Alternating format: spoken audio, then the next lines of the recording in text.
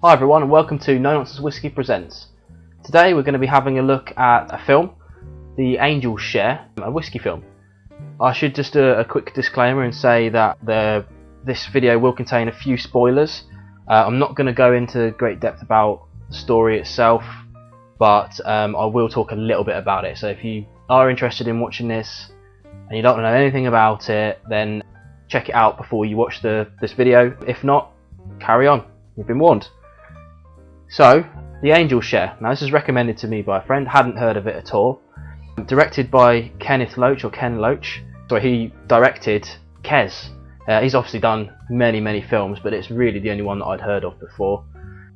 Stars a guy called Paul Hannigan, who is a complete unknown, and also a couple of relative familiar faces in John Henshaw and Roger Allam, who I recognise from The Thick of It, if you're into stuff like that. Now, the reason why it's interesting about Paul Hannigan is that he kind of had lived the background of these characters. Now, the film centres around four main characters, one main character and three other supporting actors, and they are kind of Scottish low-level criminals, you know, like thuggish kind of people who just run around beating people, taking drugs, that sort of thing. And they're all caught for their various crimes and put together on a community service style thing that this guy called Harry, who's John Henshaw, he runs. And they're basically, they've got like a really rough start in life and they don't really know what they're doing with themselves. You know, some of them don't have proper houses or jobs or anything like that.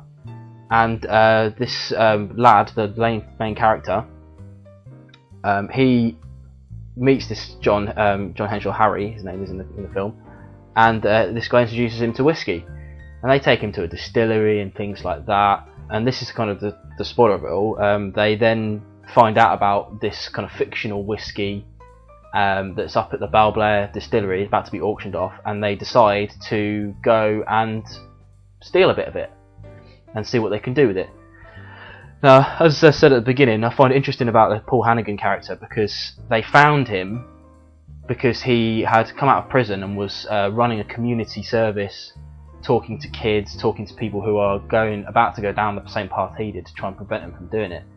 They kind of got him in for an interview and a screenplay test, and he kind of didn't want to do it. You know, he didn't turn up to the first one, thought it was beyond him, but they eventually caught up with him, so they really wanted him to do it. And he's actually really good. And the reason why I think it really works is it's a really interesting directorial stance in that there was never really much script. In fact, I think there was like an overarching script that the directors knew and stuff like that, but they never told the actors themselves the future of the script. They would just take them somewhere and say, this is your scene, this is your background, this is what we want from this scene, and go from there. And it works really well because the kind of at least three of the four main characters are all meant to be like super clueless, not have a clue what's going on with their lives or even on a day-to-day. Well, because they genuinely don't know like why they're walking down the road or why they're going up to Balblair or why they're doing this and that. It works really well and it's all made up on the spot, and when you first watch it, it seems a bit jarring. You're not used to that sort of banter, especially the kind of really thick Glaswegian accent, which is fine, but if you're not used to hearing it, it can be difficult to hear what they're saying sometimes. It's absolutely hilarious. It's very brutal at the start. It definitely earns its 18 rating. Lots of swearing, lots of drinking, a little bit of drug use, but not major. I think that's probably the most fascinating thing about it, is the fact that it's all kind of made up with a kind of overarching story. I thought it was great. I would definitely recommend it to anybody who's interested in whiskey for a little bit of a laugh, because it follows this guy's first sniff of a 35-year-old whiskey and absolutely hating it and even asking to put coke in it. Hit from him moving up through the ranks of whiskey, if you like, to eventually get a job working for a guy who finds him at a tasting. He identifies whiskies really well. Now there's a few other kind of notable characters in it.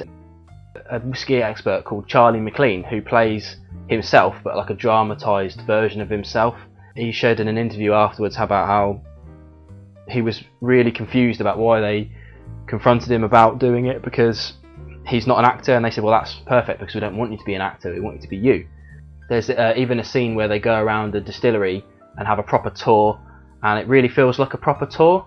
They explain the process, and there's even a moment where the lady, played by Joy McAvoy, she actually trips over, and they kind of leave that in there because they find it all kind of fits together. If that sort of all sounds good to you, I'd definitely recommend watching this. It may not be your cup of tea. The directorial style was very different to a kind of normal storytelling. The only thing that I didn't like about it is that this kind of main guy, with the birth of his son, tried really hard to get himself away from his crappy life, and ultimately the thing that really got him out of his crappy life was a theft of a really expensive whiskey.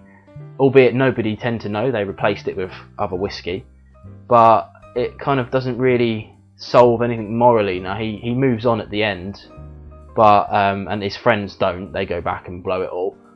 But that left a bit of a sour taste in my mouth. I felt a bit bad that he couldn't figure out another way to drag himself out. You know, the moral of the story, the only way you can drag yourself out of that sort of life is to have 25 grand of expendable cash. It doesn't sit too well with me, but ultimately the film is very enjoyable. A good comedy mixed in with moments of semi-brutality, kind of on the same lines of Bronson. If you've seen that film, if you haven't, definitely check that out. That's a kind of a perfect film told about Charlie Bronson, the prisoner. But yeah, that's my review of The Angel's Share. I think you should definitely check it out. It's one of the only whiskey films that I know of that isn't documentary style, and it's available quite freely. I got this off Amazon for less than a tenner. Definitely worth your time. Okay guys, that's it for Nonsense Whisky presents The Angel's Share. I will see you next week for a review. There's a poll running on my Twitter, which I'll leave a link to below, where you can pick one of 4 whiskies that I've got planned, and you can choose what I do next week. Alright, see you next week, thank you.